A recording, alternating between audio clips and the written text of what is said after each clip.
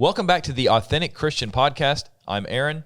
This is Tucker. This is Scott. And today we're going to talk about why do we face hard times in life? Okay, so thanks for tuning in. Today on the episode of The Authentic Christian, we're talking about why do we face hard times in life? Why do bad things happen? Why does God allow suffering? Does God cause it? So we're going to talk about how each person in our lives is going to come into times where they're not all going to be mountaintops. You're going to have valleys. And why? And how do you get through them? Yeah. So what would you guys say? First of all, let's talk about, when we're talking about hard times, talking about suffering, let's be clear and start off with, where did that come from? Was that a part of God's original creation? Did God create the world in 6 days and say, hey, I just finished creating and death, disease is a part of this? Or was there something else that brought that into his creation? Well, read Genesis and you read about the way God handled sin when Adam and Eve sinned, and that was kind of the start of having that exit from the garden where things were kind of prepared for us to live a more ideal life. After that, you started to see disease, aging, deterioration, having to work with our hands in a way that was more resistant than it had to have been originally. Yeah. So in Genesis chapter 3, which is what he's referencing, after Eve ate of the fruit, Adam ate of the fruit, God came and walked in the garden. Basically, it's interesting. When they sinned, God came to them and said, hey, what's going on? It's paraphrasing, obviously. And then he tells them about the curse. What they've done is introduce sin into the world and this curse. And like you mentioned, Genesis chapter 3, you can really start reading about verse 14. But in verse 17, then to Adam he said, because you have heeded the voice of your wife, you've eaten from the tree which I commanded you, saying you shall not eat of it. Cursed is the ground for your sake. In toil you shall eat of it all the days of your life. Now there was work tending the garden before sin. All right. But what happens after sin? Verse 18, thorns and thistles it will bring forth. Verse 19, in the sweat of your face you shall eat your bread, till you return to the ground, for out of it you were taken. From dust you are, to dust you shall return. So before, God says, you can eat of anything in the garden you want, except for this one tree. And if you eat of that, what will happen?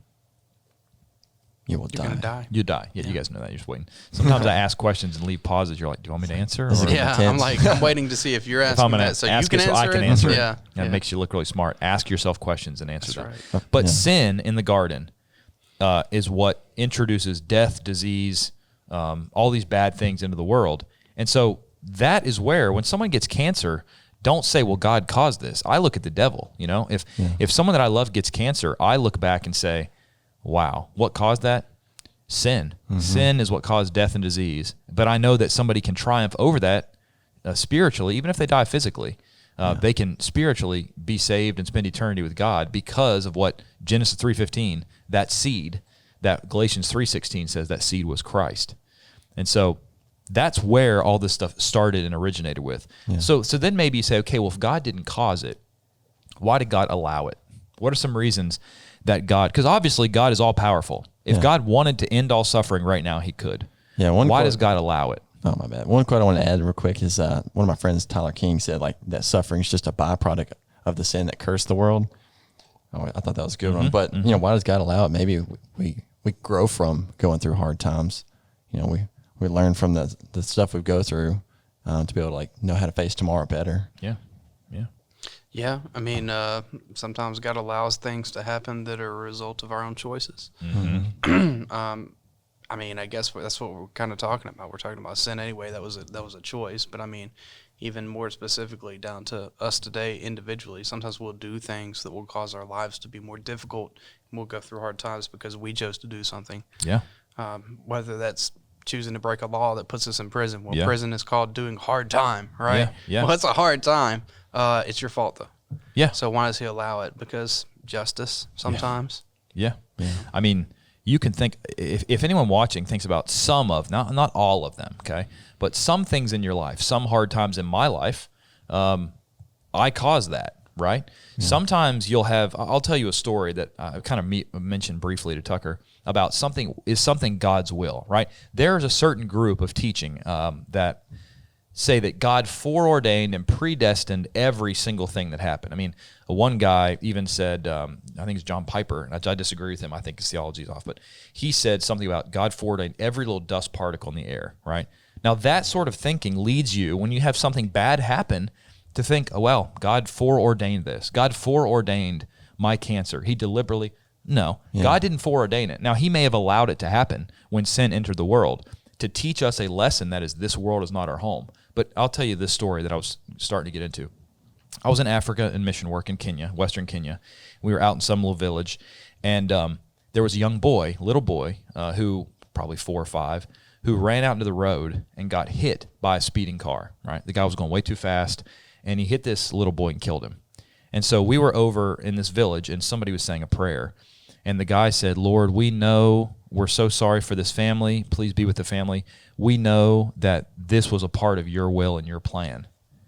And he meant well. He finished the prayer, and one of the preachers, we pulled him aside, and one of the other preachers, we explained to him, hey, look, we understand you mean well, but that's not a part of God's will. It was literally a violation of his will, a guy speeding through a town, not looking where he's going. That guy was breaking the law, speeding, hits this little boy and kills him. That was a violation of God's will that caused that young boy to die. It was not God's will. God didn't say, I'm going to kill that young boy for my glory. No. That's ridiculous. That's an indictment, really, against God's justice. Now, God allows things to happen, but it's not that he foreordained them. He foreordained some things, like the death of Jesus. Jesus was the lamb slain before the foundation of the world. Acts 2 talks about how that was foreordained, but not every single thing that happens. We have free will. And if I make a bad decision, if I leave right now and drive 150 miles an hour down a 35-mile-an-hour road and I hit and kill some innocent people, that was not God's will. I violated God's will. You know? Yeah. Sometimes God does intend to do certain things, like Hebrews 12 talks about as well. That's right. It talks about, for whom the Lord loveth, he chasteneth, and scourgeth every son whom he receiveth. If ye endure chastening, God dealeth with you as sons. For what Discipline. son is he whom the Father chasteneth not? Right. So sometimes it's the case that suffering and hard times comes because of our choices. And sometimes suffering and hard times come because of our choices, but it is actually God trying to chasten and correct us because he loves us. So there's different ways. There's different times. We're talking about hard times. Well, it really depends on, we're talking about why do we face them? It sometimes it's hard to know exactly why. Sometimes it's easy, like you said, with the young boy. We know why that family went through hard times. You were there. You could see the direct result of that man's choice. That a young child died and was killed because of what he did. Yeah. You know that's the case when you see a drunk driver going down the road and they hit somebody and they kill them. You know it's because they chose to sin. They chose to go to the bar and they chose to imbibe. They chose to give up their judgment and their sober mind, and that caused hard times for them and for other people. Well, sometimes it's maybe not as obvious as that. Maybe it's something you got going on that nobody else knows about, but God knows about it. He's going to choose some way providentially to chasten you for it. Sometimes hard times come. Well, you look at nations around the world today. Look, Christians in places like China, the Middle East, they're persecuted. They go through hard times because of their faith. Sure. They're not being punished. They're not being chastened. And I suppose you could say, well, they're going through hard times because of another man's sin. They're choosing to persecute them. Well, and but it's a slightly different thing as well. Like what you said, though, is a lot of times you don't know. I mean, you look at the story of Job. Job doesn't know what's going on. I mean, sometimes there are things, Ephesians 6:10 and following references it, there's stuff going on in the spiritual realm that we don't know about. I'll have people ask me, well, what do you think about this? And there's a lot of times where I have to say, look, I don't know that, and I know you don't know it because God didn't reveal it to us. Yeah. With Job, we're given a glimpse behind the curtain into the spiritual realm, right? And you see that the devil basically says, well, Job only serves you because you got a great life. God allows the devil. It's interesting. God seems to care more about Job's character than like his really physical possessions. We think, well, my physical possessions, I wouldn't want, to lose my house. I'd take that over my character. God seems to think that the defense of Job's character is worth more than the things that the devil's allowed to remove. But Job's never really told why all this is going on. Right? Sometimes we got to keep that in mind. I can think of one friend named Megan in particular, who for a long time was in this Calvinist mindset. She left that theology, but she has this awful disease that they can't find a cure. She thought it was foreordained by God. I said, no, that's false. It's not. So now she realizes, hey, she doesn't know why. She can't know why. And the thing about it is she still trusts God in that moment, Which is awesome. Yeah, because there's going to be suffering that we know is caused by our own actions. But then, somebody that just gets cancer out of the blue or another disease, and they may be a very godly individual like Job. And we don't know, hey, is it something going on behind the scenes, or is it just a natural course of this world that sin entered in the garden? So blame sin. Don't blame God. Well, listen to this. Just similar to what Job is, look at 1 Peter chapter 5. 1 Peter chapter 5 says, casting all your care upon him, for he careth for you. Be sober, be vigilant, because your adversary the devil, as a roaring lion, walketh about seeking whom he may devour, whom resist steadfast in the faith, knowing that the same afflictions are accomplished in your brethren there in the world. But God's going to be the one that's going to deliver us from that. Because it says in verse 10, it continues, after that you have suffered a while, he makes you perfect, establish, strengthen, and settle you. So very similar to the way Job, well, I don't know how much language I want to go there. I don't know if I want to say very similar. I don't know. No for us to know. I don't know exactly how many people I know that have lost their house and their family and been covered in boils. But in a sort of similar way as to what happened to Job, the devil is laying snares for us today as well.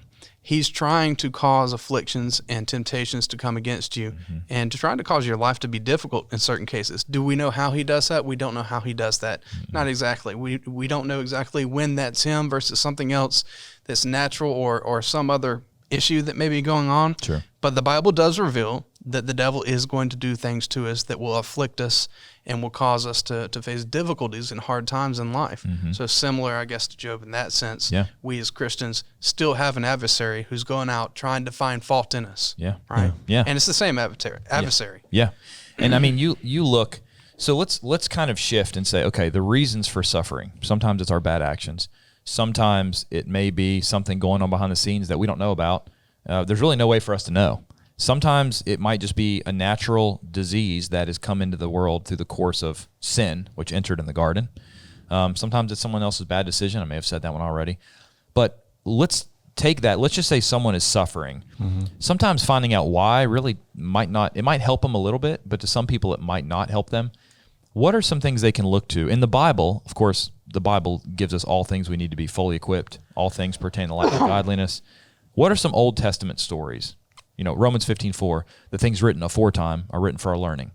So what are some things in the Old Testament? Who are some Bible characters in the Old Testament that maybe were taken to Babylon as a eunuch? Maybe someone who was sold into slavery in Egypt. Joseph. Some people who, when I think about Joseph and Daniel, can you think of one negative thing about them? Can you think of one? The Bible always talks about things people did that faithful men, but David, faithful but in the matter of Bathsheba, faithful but killed Uriah. I can't think of one thing Joseph did or Daniel that was spoken negatively about. Some of likely the most godly men in the Old Testament, and look at them. Were their lives easy? Yeah, this is a little different of a story, but maybe it'll help. But once I graduated high school, one of my friends, he grew up believing in God. And before we split ways, I just asked him, I was like, we were out camping, and I was like, do you believe in God? And he said he didn't anymore. He believed in the idea, but it was because all the suffering going on in the world and the evil, why would God allow that, And, what's kind of a solution for all that? It's like just kind of we're being reminded, it isn't God who's causing people to have cancer everywhere. Like I have another friend who, great guy, but both of his parents died from cancer, like very, very soon right after the other. And they're amazing, beautiful people. And there was like, there's no really reason for them dying, just in sin, just a fallen world. And so we get it. Like, suffering can cause you to maybe doubt God or maybe say are you really there? But just hang on. Like he's there, Jesus' church is there for us. Jesus is there for us. Yeah. Yeah. So let's go to the Old Testament. Let's talk about, Joseph. Look at Joseph. Joseph is what? Sold into slavery by who? His brothers. His brothers. Yeah. So his family doesn't like him, right? Right. Sold into slavery by his brothers. He gets there. He's put in Potiphar's household, right? And Potiphar's wife wants to get with him. And he says, nope, refuses it. Josephus actually gives more details that they're not inspired, so there's no way to know, but it's interesting if you want to read that, about what transpired. So finally, he runs off, physically has to flee. 1 Corinthians, 6:18? Flee sexual immorality. Joseph literally did that, ran from it. And then she says, he tried to rape me. And so he gets thrown where? Into prison. Prison. He's in prison for doing what? The right thing. Yep. Being godly. He's in prison for a long time. Finally, he gets brought out. during that whole entire time, there really, other than the visions, the interpretation of the visions, there's not any miraculous action other than that. It's all providential. All these bad things happen to him by other people's bad decisions, and yet he continues to trust who the whole time? God. He continues to trust God. And it turns out well for him. He ends up raising to be second in command to Pharaoh. Now, let's say he didn't. Let's say he died in prison. Where would he end up? I mean, still trusting God through all that. And he would end up in paradise and then heaven one day. Yeah. I mean, we were talking about one day, you brought up the 3 guys in the furnace. Yeah, I was about to mention that too. Yeah, that's a perfect example. Yeah. Their attitude was, even if we die in the furnace, we're still going to trust God. It'd be fine. Yeah. They said God will save us, but if he doesn't, we'll burn anyway. That's okay. We're not gonna abandon our God. Then they look over and they're like, "Oh, there's Jesus right next to me." Yeah, there's someone that looks like the Son of burn. God, whether it's Jesus, an angel, we really don't know. Yeah, But what do they call that? Theophany or something? yeah, theophany. Yeah. Whether that's maybe that, but anyways. Yeah, that's different another topic for dig deep into that. But yeah, you've got the book of Daniel, where you have Daniel. Daniel is a godly young man. Chapter 1, he gets put under the prince of eunuchs, which means he probably was made a eunuch, taken as a prisoner to Babylon when he's likely in his teens, right? Yeah. Your formative years, and he says, "Hey, look, I'm not going to be defiled by the king's food." This is Nebuchadnezzar. He's the ruler of the world, and you're a servant. You're a teenager. Can you imagine a 16-year-old kid now? Let's say that we had one person who ruled the world, and don't think of like a U.S. president. Think of like a dictator who could kill you if he wanted to and was a warlord, and you say, "Yeah, I'm not going to be defiled by your food." That's a brave kid, right? Yeah. Some courage right there. Yeah. I mean, throughout that whole book, you have people who are faithful to God and went through some suffering. Yeah. They tell Daniel to quit praying. He doesn't. Where's he get put? He gets Daniel in lion's den. the lion's den. Yep. I mean, there are godly men who said, "No, we're going to follow God no matter what." And they endured some suffering, but they never gave up on God. And we see that same thing in the New Testament with New Testament characters too. Absolutely. Hey guys, thanks for listening to the show today. We'd like to mention you can download these episodes. They are sponsored by the Gospel Broadcasting Network. We have an app available. You can check that out on Apple or Android devices, and you can stream and listen in to the show and get answers to life's biggest questions. You see examples of faith in Hebrews 11. Yeah. And they're all Old Testament examples of that. Some of them are like Joseph that we've already talked about, and Daniel and others. It talks about Jacob, talks about Isaac, talks about Abraham, talks about Abel. I mean, we don't get a lot of information about Abel, but Abel just, he I don't know how long you can say he went through hard times because he was immediately killed for doing the right thing. Yeah. I guess that's a hard time. I suppose the period of suffering was fairly short compared to others, but Go to the end of Hebrews 11. Yeah. You know what I'm thinking of? Go ahead. Go to verse 35. Halfway through 35. Verse 35 begins, women received their dead to life again. Okay. It's talking about all these other people in the Old Testament. Others were tortured, not accepting deliverance that they might obtain a better resurrection. They weren't going to forsake God to be delivered from this suffering. Right. And what happened? They were tortured. Verse 36. Still others had a trial of mockings and scourgings, yes, of chains and imprisonment. Scourging, they tie you over a pole and whip you with these things that have ball-bearing type thing, hooks, bones, literally rip your flesh down to the spinal column, what Jesus went through, right? Yet, yes, chains and imprisonment, all right, that's bad enough. It gets worse. Verse 37, they were stoned, they were sawn in two. I think maybe history says Isaiah was sawn in two. Yeah, I've heard that. Okay. Yeah. We were tempted, were slain with the sword. They wandered about in sheepskins and goatskins, being destitute, afflicted, tormented. And God says the world wasn't worthy of them. Verse 38, they wandered in deserts and mountains, dens and caves of the earth. Does that sound like an easy life to you? No. It goes back to the character, like your guys looking at their character and what they went through. And that wandering in the desert reminds me of John, right? Yeah. I mean, he's out there in the desert. Yep. And the skins. Yep. And they're calling him certain names. Yep.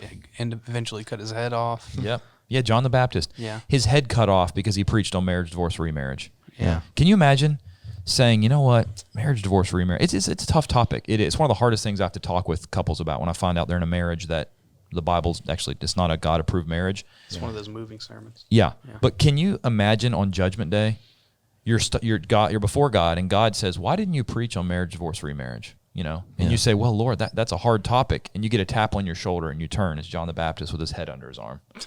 Now, I know that that's probably not how it's going to be. Yeah. But the point that I'm trying to make is John the Baptist got his head taken off for preaching to Herod, hey, you've got your brother's wife. Herodias is not your wife, it's your brother's wife. Yeah. He could have been quiet about that. He could have said, well, it's Herod. He's a leader. It's a tough topic. That's bravery, man. That's what I think of whenever I have a situation where I'm like, this is a difficult situation. Do I tell the truth? John the Baptist got his head cut off for it. Yeah. You know, they suffered. They suffered for righteousness' sake. Yeah, Revelation gives imagery of those who have been persecuted and martyred for the sake of Christ. We're told in that same book to be faithful unto death, right? Revelation 2:10. It's not talking about old age, but it's talking about the same way that Hebrews chapter 11 ends, be faithful unto the point of going through being sawn asunder, unto the point of going through being stoned or, being scourged or mocked or whatever the case may be. And that's how your faithfulness is to carry through. We don't get to quit just because somebody says that you have to now, or if you don't, you're going to lose your job, or if you don't, you're going to go to prison, or if you don't, we're going to kill you or kill your family. It really doesn't matter. The only time that starts to matter is when you lose perspective on what's really important ultimately. When you start thinking that this life in this world is the be-all, end-all, and this becomes your home, then that starts to matter, and you start considering, do I want to actually stay with this or not? But when you remember that you're a sojourner and this world is not your home, and you're looking to that land that's better than the one that you have here, then it's easier to take passages like Revelation 2:10 and say, you know what, the application of that, I can understand that. I can suffer for the next several days if I have to, being tortured, or however long it may be before I actually die. And that'll be okay, because in the blink of an eye, that'll be over. And it won't ever happen to me again. And furthermore, I'll have all eternity in a place where I'm going to be comforted. Think about, wipe away those tears, right? You talked about eternity. All right, this is not a very long cord, but let's say that this distance right here is 100 years. Let's say this distance is 100 years, right? Let's say that you have to live this 100 years in hard times, cancer, persecution, and then you die, right? And some people say, well, you're crazy for trying to be faithful to God with this short 100 years. What's eternity? Forever. Okay, so let's say if this is 100 years, okay, well, like you die, this is probably like what, like 1,000 years, right? How long is this cord, right? It's like, so this would be, I don't know, I didn't do this before, I'm just thinking of this. So this is probably what, let's say this is 1,000,000 years. That's probably not, that's not right math, but let's say it's 10,000 years. What if this cord wrapped around the earth 50 times and then went to the sun, wrapped around, it would burn, but wrapped around the sun, it didn't burn and came back 1,000 times. That's like the beginning of what? Eternity. It's nothing. So whatever we have to go through in life, it's easy to say that on a podcast when we're in a cushy studio, but in our lives, we all three may face some really hard suffering, and we need to be ready, because when we do, we have to be faithful to God. And if we do, and we remain faithful unto death, Revelation 2:10, we'll be given a crown of life. What are some things, let's say somebody out there is going through suffering. What are some Bible passages you might point them to for comfort? We've talked about the sources of it. We've talked about how other people, comparison is the thief of joy sometimes. Someone gets on Instagram and looks at all these just massive houses and beautiful boats and people traveling, and they think, man, my life is rough. But comparison can also be the bringer of joy if you're comparing your life with those people in the Old Testament that suffered. And you say, look, if I ever have to suffer, I can do it like that. But what about comfort to somebody? Maybe there's someone watching that's got cancer, it's terminal, and they're like, what do I do? What are some passages that are comforting? I go to 2 Corinthians 1:3-7. I might not read all of it. Blessed be the God and the Father of our Lord Jesus Christ, the Father of mercies and God of all comfort, who comforts us in all our tribulation, that we may be able to comfort those who are in any trouble with the comfort which we ourselves are comforted by God. So we're like, tonight, even last night, we were entering this hurricane season, and some of it's kind of hitting us in Mississippi, but Megan, my wife, was helping me go over my notes, and she had heard this quote, like, why do we go through hard times and suffer? And someone had told her, like, where was God during hard times? And he's like, he was right where he was when Jesus was on the cross. And just like a hurricane season, in the morning, the sun comes out. So a little analogy. Yeah, you're exactly right. It's what you said about Jesus is beautiful, because the sun will come out, and spiritually speaking, that's heaven. That's, when you die, you go to paradise till Judgment Day. You're in heaven for eternity. The Revelation 20 and 21 talk about the brightness. There won't be need for a sun because God's there. You're not going to need a sun. The brightness of his glory is going to be there and illuminate everything. And when someone goes through hard times, kind of what you said about Jesus, I heard someone once say, it was a woman who'd lost her son. And she said, God doesn't know. Why would God do this? He doesn't know what it feels like. And the person talking to him says, He knows exactly what it feels like. Yeah. He gave up his son. His Yeah. son wasn't taken from him. He didn't know that it wasn't coming. His son, he gave up his son. For us. Yeah, I keep thinking of Abraham in the Old Testament. We talked about this in a previous episode. God tests Abraham, says, take Isaac, sacrifice him. And Abraham says, yes, sir. And he goes and he's about to do it, and God stops him. And Abraham even told his son, when the son said, where's the ram? The Lord will provide a sacrifice. He did not know how prophetic that was, because God stopped him from offering his own son. And on that same Mount Moriah, 1,500 years later, Yeah. God provided the sacrifice of offering his son for the salvation of That's mankind. right. The same verse, 2 Corinthians 1:4, talks about God's going to comfort us in that tribulation. It also says that there's a point to that we may be able to comfort them which are in any trouble by the comfort wherewith we ourselves are comforted of God. I understand that there's a context to that, but the principle of that is also applicable to us. As we go through trials, we learn certain things, we grow, we overcome things. James talks about this, right? What is it? It's James, let's see, let me go back here. James 1:2, my brother Starting count it all verse joy 2. when you fall into diverse temptations, knowing that the trying of your faith worketh patience, and let patience have her perfect worth, that you may be perfect and entire. The point is, going through hard times will build us up in ways that comforting times can't, in ways that peaceful times can't. I mean, I guess those hard times help you to build certain aspects of your character, your integrity, your determination, your willpower, your endurance. That's going to help you to help other people go through those things later on as well. Back to what you were saying in 2 Corinthians. There's an interesting, in the book, I've been studying the book of Ecclesiastes, and in Ecclesiastes, I think it's chapter 7 and verse 2 maybe, it says, it's better to go to the house of mourning than the house of feasting. And you're like, what? He talks about it's better to go to like a funeral than to a party. And the gist he's getting at is when you think about sorrowful things, it gets you to think about perspective in life. Like, where am I going after I die? Like, what is really important? When you go to a party, nobody's thinking about, hey, what am my life? What am I doing here? What is my life accounting of? And that's, I think, what Solomon's getting at. And we're about to end the episode, but we all three work with Don Blackwell. You want to talk about a guy that knows what suffering is real? About a year and a half ago, Don had a 4-wheeler accident, and from the armpits down, he's paralyzed now. I have never seen a guy go through that sort of pain and come out the other side. Yeah, he struggles, but he trusts God and he puts his faith in him. Yeah. And if you want to watch something after this episode, go watch his sermon called Frailty of Life. Yeah. Frailty of Life that he gave at Polish in the Pulpit. That puts things in perspective. I think it's on our app. It's on our app, yeah. So. And it's if on it's YouTube not, if you can't find it, yeah. Okay, it'll be on the app. Thank you so much for watching. Tough topic today. Why do we suffer? But we appreciate you hanging with us, and we hope that you'll catch us back on the next episode of the Authentic Christian Podcast. Thanks for watching.